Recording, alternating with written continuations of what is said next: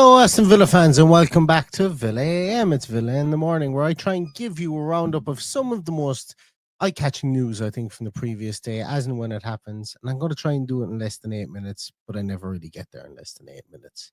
And today we've actually got quite a bit to talk about, because I've named this one Contracts, Euro Youths, and Aston Villa Women's Investment. And let's start with contracts, I suppose, first, because Aston Villa have reached an agreement in principle with Matty Cash over a new contract until 2029, plus an option of a further year. And the announcement aims to be this week once the paperwork is finished.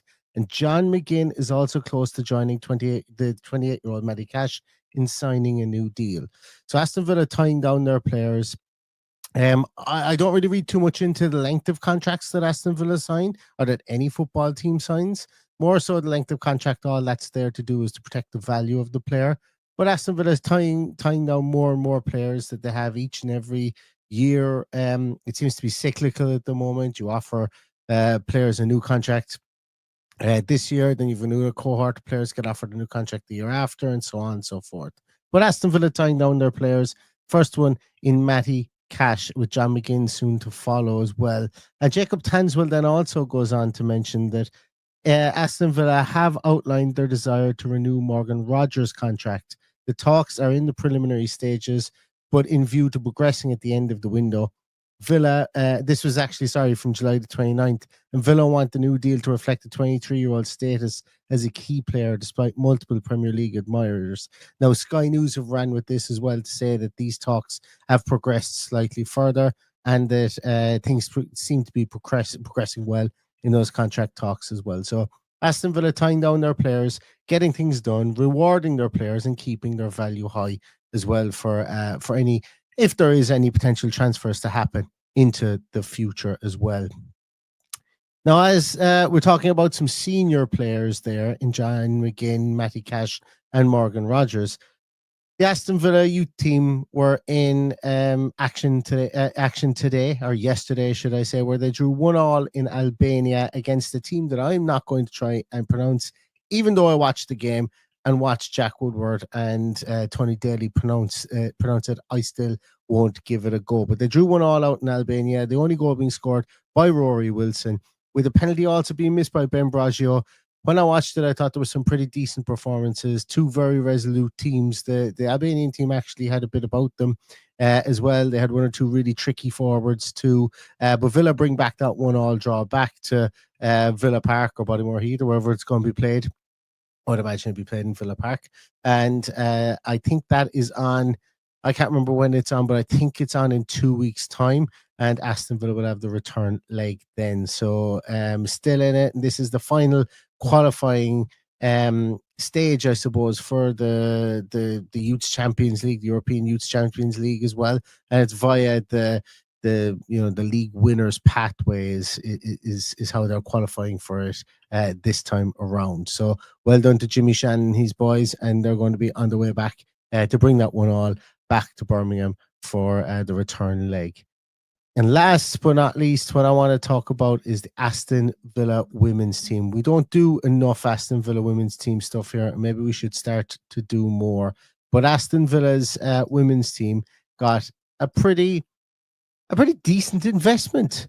So let me just read. I'm going to share up the going to share up this. I don't know why that's broken. Why that link seems to be broken.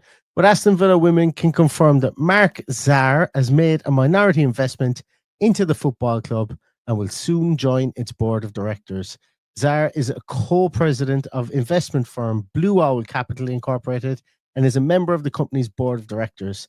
Nassif Suwiris, Aston Villa chairman, said this investment is a testament to the potential of Aston Villa women and underscores the belief in the women in WSL's trajectory. Mark brings a wealth of experience to the football club, and we are excited for him to be a part of our continued growth on and off the pitch. V Sports was advised by Clean Sheet Capital as financial advisor and Northridge as legal counsel, and Mark Zar was advised by Hogan Lovells as legal counsel. Whatever that last bit means, I don't know. So Aston Villa women's team have got investment, but I don't know if this is going to just be a women's team investment piece. I hope it is. And I hope Aston Villa's women's team go on to conquer the WSL and become a real force, because women's football is on the up. But let's take a little look into Mr. Azar, because I can't help but think that there is a potential here for this man to maybe make an investment into the men's team as well. When you look at when you look at who he is, let's look at the Forbes list for Mark Zar here. Mark Zar, he's worth $1 billion. He is Mark Zar is the co-president of Blue Owl, an investment firm with 250 billion in assets under management, and oversees its real assets business. Zar founded real estate investment firm Oak Street in 2009, and Blue Owl bought the firm in December 2021 for $950 million. Oak Street managed $12.4 billion in assets at the time of the acquisition, and under Blue Owl, the segment has grown to $49 billion. Zar's business in the market leader is the market leader in triple net leases, a type of commercial lease requiring tenants to pay expenses like tax and maintenance. I don't know what that means for Aston Villa Football Club, but let's look. As I say, he is ranked as number 2,933 on the Forbes billionaires list. He's 46 years of age. His wealth came from private equity, and he's self-made. He resides in Chicago, Illinois, and he's a Bachelor of Arts from the University of Dayton as well. I don't know what that means. People will look at the number, the how wealthy he is, how wealthy his investment firm is, and I suppose that is right to look at as well. But I suppose really over time we will see, why is he investing in a women's team? Number one, which is great to see, but why is he investing in Aston Villa's women's team? And I wonder, will that because now that women's team has now been taken in part ownership in under the umbrella of or that Aston Villa have sold it to NSWE or vice versa. You know, how will that entity then look within balance sheets going forward, and will he be co-opted and brought onto the board of the actual men's team as well?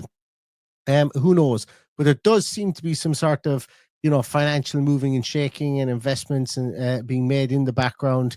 Remember last year as well, or was it just about 18 months ago now, that Artios came on board from an investment point of view with the men's team. Now we've got another billionaire coming on board with the women's team. Just because he's worth $1 billion doesn't mean that the Aston Villa women's team are going to spend $1 billion. But all this information, all these good financial heads in and around the club can be a good thing, but also, they're in it. There might be something in this for them too. So we'll have to see how this one pans out. But look, great to see investment in the Aston Villa women's team coming from outside.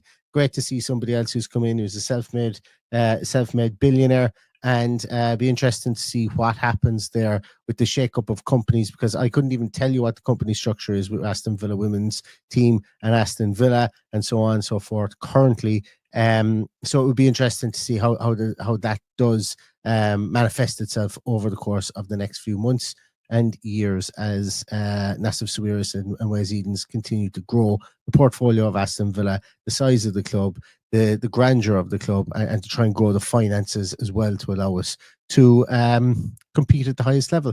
So that is Villa AM today. Thank you so much, everybody, for watching and for listening. And if you guys are interested in getting a VPN, I forgot to mention at the start, QR code just up here will get you our offer for NordVPN, which is in the bio below also. Thanks so much, everybody. Stay safe, stay healthy, and all that's left to say is up the